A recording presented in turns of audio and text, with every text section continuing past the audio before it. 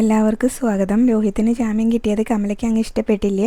കമല പറയുന്നുണ്ടായിരുന്നു, ഞാൻ അന്നേ പറഞ്ഞതാണ് ആലീന ഇങ്ങനെ അവളെ ചെന്ന് കണ്ട് സോപ്പിട്ട് എങ്ങനെയെങ്കിലും രോഹിത്തിനെ രക്ഷിച്ചെടുക്കും എന്നുള്ളത്. ഇവിടെയുള്ളവർ പോലീസുകാർക്കും അതുപോലെ തന്നെ രാഷ്ട്രീയക്കാർക്കും എത്ര പണം എണ്ണി കൊടുത്തു, എന്നിട്ട് അതുകൊണ്ട് വല്ല പ്രയോജനം ഉണ്ടായോ എന്നൊക്കെ പറഞ്ഞങ്ങ് കുറ്റപ്പെടുത്തിക്കൊണ്ടേ ഇരിക്കുകയാണ് കേട്ടോ. അപ്പോൾ മനു പറയുന്നുണ്ടായിരുന്നു, അലീന ഇതിലൊന്നും ഇടപെട്ടിട്ടില്ല, അമ്മ പറയുന്ന പോലെയൊന്നല്ല കാര്യങ്ങൾ എന്ന് പറയുമ്പോൾ കമല പറയാണ്, നിനക്ക് അലീനയെ കുറിച്ച് എന്തറിയാം? ഏത് സമയം നീ അവളുടെ വാലെ തൂങ്ങി നടക്കാറുണ്ടല്ലോ. അവളുടെ ബുദ്ധി എനിക്ക് നന്നായിട്ട് അറിയാം. ഞാൻ അന്നേ പറഞ്ഞതാണ് അവൾ ആ പെണ്ണിനെ സോപ്പിട്ട് രോഹിത്തിനെ രക്ഷിച്ചെടുക്കും എന്നുള്ളത്. നിനക്കെങ്കിലും അലീനയോടൊന്ന് പറഞ്ഞിട്ട് ഹരീനെയും കൂടെ രക്ഷിച്ചെടുക്കാൻ പാടില്ലായിരുന്നോ? അതെങ്ങനെ കൂടപ്പറപ്പിനോട് ഒരു തുള്ളി സ്നേഹമില്ലല്ലോ എന്നൊക്കെ ഇങ്ങനെ കമല പറയുന്നുണ്ടായിരുന്നു കേട്ടോ. കമലയ്ക്കാണെങ്കിലും ഭയങ്കര ദേഷ്യമാണ്. അപ്പം മനു പറയുന്നുണ്ടായിരുന്നു, ഉപ്പ് തിന്നവൻ വെള്ളം കുടിക്കും, തെറ്റ് ചെയ്തിട്ടുണ്ടെങ്കിൽ ശിക്ഷ അനുഭവിച്ചേ പറ്റുള്ളൂ എന്നാണ് കേട്ടോ മനു പറയുന്നത്. നിനക്ക് അങ്ങനെ പറഞ്ഞാൽ മതിയല്ലോ, കൂടപ്പറപ്പിനോട് ഒരു സ്നേഹമില്ല എന്നൊക്കെയാണ് കമലയും പറയുന്നത്. അലീനയുടെ ബുദ്ധി ഇങ്ങനെ ഇവിടെ ഇരിക്കുന്നവർക്കും കൂടെ ഉണ്ടായിരുന്നെങ്കിൽ എൻ്റെ മകൻ ഇപ്പോൾ ഇന്ന് ഇവിടെ ഇരുന്നേനെ എന്നൊക്കെയാണ് കേട്ടോ കമല പറയുന്നത്. അപ്പോൾ മനു പറയുന്നുണ്ടായിരുന്നു, ഈ കമലേൻ്റെ കുറ്റപ്പെടുത്തൽ ഇങ്ങനെ സഹിക്കാൻ പറ്റാത്തതുകൊണ്ട് തന്നെ മനു പറയാണ്, അമ്മയ്ക്ക് ഇങ്ങനെ എന്നെ കുറ്റപ്പെടുത്തുന്നതുകൊണ്ട് എന്തെങ്കിലും സമാധാനം കിട്ടുന്നുണ്ടെങ്കിൽ അതായിക്കോട്ടെ, എന്തായാലും തെറ്റ് ചെയ്തിട്ടുണ്ടെങ്കിൽ ഹരിക്ക് ശിക്ഷ കിട്ടും തന്നെയാണ് കേട്ടോ മനു പറയുന്നത്. അത് പറഞ്ഞിട്ട് മനു അവിടെ നിന്ന് അങ്ങ് എണീറ്റ് പോവേ. പിന്നീട് ശിവനെ അവിടെ നിന്ന് അങ്ങ് എണീറ്റ് പോകും കേട്ടോ. കമലയ്ക്കാണെങ്കിലും രോഹിത്തിന് ജാമ്യം കിട്ടിയത് ഒട്ടും ഇഷ്ടമായിട്ടില്ല കേട്ടോ. അപ്പോൾ അതിൻ്റെ ഒരു ദേഷ്യം കുശുമ്പൊക്കെ ഉണ്ട് കേട്ടോ. പിന്നീട് ബാലേന്ദ്രനാണെങ്കിലും രോഹിത്തിനെ കൊണ്ടുവരാൻ വേണ്ടിയിട്ട് സബ് ജയിലിലേക്ക് പോകാൻ റെഡിയായിട്ട് വരുമ്പോൾ ബബിത ചോദിക്കുന്നുണ്ട്, അച്ഛനെ എവിടെ പോവാന്ന്. അപ്പോൾ കോട്ടയം സബ് ജയിലിലേക്ക് പോകാമെന്ന് പറയുമ്പോൾ ഞാനും കൂടെ വരുന്നുണ്ടെന്ന് പറയും കേട്ടോ ബബിത. അങ്ങനെ റെഡിയായിട്ട് വരാമെന്ന് പറഞ്ഞിട്ട് ബബിത അവിടെ നിന്ന് പോവേ. പിന്നീട് കൃഷ്ണമോളോട് ചോദിക്കുന്നുണ്ട്, മോളെ നീ വരുന്നുണ്ടോയെന്ന്. അപ്പോൾ കൃഷ്ണമോൾ പറയും, ഞാനില്ല, എനിക്കിങ്ങനെ രോഹിത്തിനെ ജയിലിൽ വന്ന് കാണാനുള്ളതൊന്നുമില്ല, ഇവിടെ വരുമ്പോൾ കാണാമല്ലോ എന്ന് പറയും.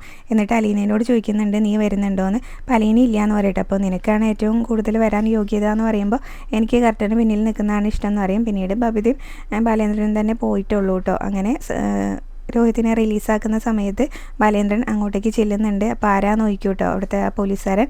അപ്പോൾ രോഹിത്തിൻ്റെ അച്ഛനാണെന്ന് പറയും. അപ്പോൾ ID കാർഡൊക്കെ കാണിക്കാൻ പറയുന്നുണ്ട്. അപ്പോൾ അതൊക്കെ കാണിച്ചു കൊടുത്തിട്ട് പിന്നെ രോഹിത്തിനെ അവരുടെ കൂടെ വിടുന്നുണ്ട് കേട്ടോ. അങ്ങനെ രോഹിത്തിൻ്റെ കൈയൊക്കെ പിടിച്ചിട്ടാണ് കേട്ടോ ബാലേന്ദ്രൻ കാറിൻ്റെ അടുത്തേക്ക് കൊണ്ടുപോകുന്നത്. എന്നിട്ട് ഡോറ് തുറന്നു കൊടുക്കും ഫ്രണ്ടിൽ കയറാൻ വേണ്ടിയിട്ട്. ബബിത ഡോറ് തുറന്നു കൊടുക്കുന്ന സമയത്ത് ബാലേന്ദ്രൻ ഡോറ് തുറന്നു കൊടുക്കുന്ന സമയത്ത് കയറുന്നില്ല കേട്ടോ. രോഹിത്ത് ബാക്ക് സീറ്റിൽ തന്നെയാണ് ഡോറ് തുറന്ന് കയറുന്നത്. അപ്പോൾ രോഹിത്തിനോട് ബബിത പറയുന്നുണ്ടായിരുന്നു, രോഹിയേട്ട ഫ്രണ്ടിൽ കയറിയെന്ന്. പക്ഷേ അവൻ അതൊന്നും മൈൻഡ് ചെയ്യുന്നില്ലേ. പിന്നീട് അവർ പോകുന്ന സമയത്തും രോഹിത്ത് ഒന്നും സംസാരിക്കുന്നില്ല. അപ്പോൾ ബാലേന്ദ്രനാണെങ്കിലും രോഹിത്തിനോട് പറയുന്നുണ്ടായിരുന്നു, മോനെ നീ ഇങ്ങനെ വിഷമിക്കൊന്നും വേണ്ട, നിൻ്റെ കൂടെ എല്ലാവരും ഉണ്ട് എന്നൊക്കെ ഇങ്ങനെ പറയുന്നുണ്ട് കേട്ടോ. അപ്പോഴും രോഹിത്തിനൊരു മൈൻഡും ഇല്ല. അപ്പോൾ ബബിതയാണെങ്കിലും രോഹിത്തിനോട് പറയുന്നുണ്ടായിരുന്നു, രോഹിയേട്ട അച്ഛൻ എന്നോടല്ല പറയുന്നത്, രോഹിയേട്ടനോടാണെന്ന് പറയേ.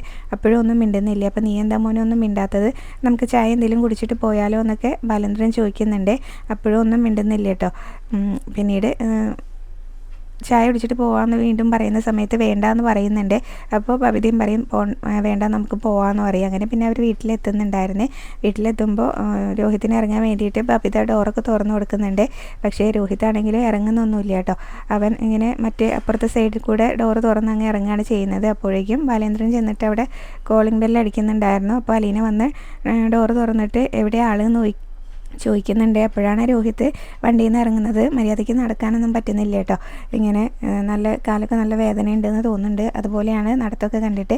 പിന്നീട് രോഹിത്ത് പതുക്കെ കയറി വന്നിട്ട് അകത്തേക്ക് അങ്ങ് കയറി പോകുന്ന സമയത്ത് ഇങ്ങനെ വീഴാനൊക്കെ പോകുന്നുണ്ടായിരുന്നേ. അപ്പോൾ വീഴാൻ പോകുന്ന സമയത്തും ബാലേന്ദ്രൻ പിടിക്കാൻ നിൽക്കുമ്പോഴേക്കും പെട്ടെന്ന് അങ്ങ് നിൽക്കുന്നുണ്ട് കേട്ടോ. രോഹിത്ത് ആകെ തളർന്നാണ് മുകളിലേക്ക് കയറി പോകുന്നത്. ബാലേന്ദ്രൻ പറയുന്നുണ്ടായിരുന്നു, മോനെ എന്തെങ്കിലും കഴിച്ചിട്ട് പോ, ഹോട്ടലിൽ നിന്ന് കഴിക്കാമെന്ന് പറഞ്ഞപ്പോഴും നീ ഇങ്ങനെ ഒന്നും പറഞ്ഞില്ല, എന്തെങ്കിലും കഴിച്ചിട്ട് പോകുമെന്ന് പറയുമ്പോൾ അതൊന്നും കേൾക്കാതെ അങ്ങ് മുകളിലേക്ക് കയറി പോവുകയാണ്. അപ്പോൾ അവനെന്താ ഇങ്ങനെ ഇങ്ങോട്ട് പോരുന്ന സമയത്ത് ഞാനൊന്നും സംസാരിച്ചിട്ട് തിരിച്ചൊന്നും സംസാരിക്കുകയൊന്നും ചെയ്തില്ല എന്നൊക്കെ ബാലേന്ദ്രൻ സങ്കടത്തോടു കൂടി പറയുമ്പോൾ അലീന പറയുന്നുണ്ടായിരുന്നു, അവന് നാണക്കേടായിരിക്കും, ഇത്രയും ദിവസം ജയിലിലല്ലായിരുന്നോ, ആ ഒരു മൂഡ് മാറി വരാൻ കുറച്ച് സമയം എടുക്കുമായിരിക്കും എന്നൊക്കെ പറഞ്ഞ് ബാലേന്ദ്രനെ ആശ്വസിപ്പിക്കുന്നുണ്ട് കേട്ടോ അലീന.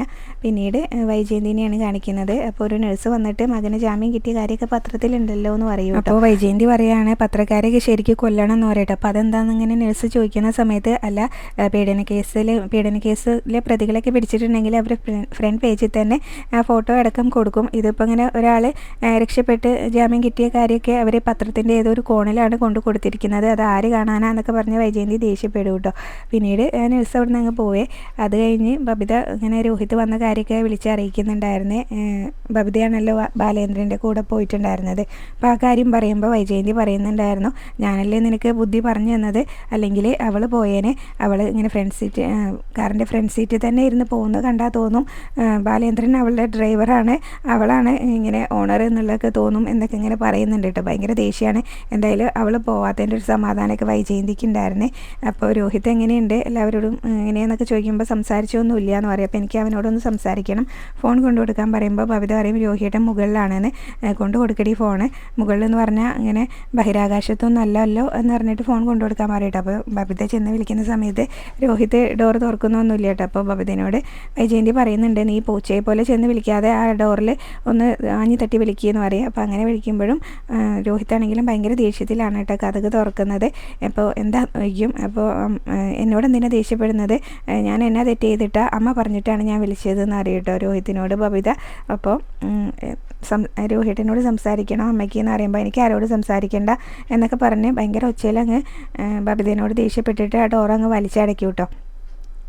അപ്പോൾ വൈജയന്തി എന്നോട് പറയുന്നുണ്ടായിരുന്നു, രോഹിയേട്ടൻ വാതിൽ തുറന്ന് അടയ്ക്കുകയും ചെയ്തു എന്ന് അറിയേ.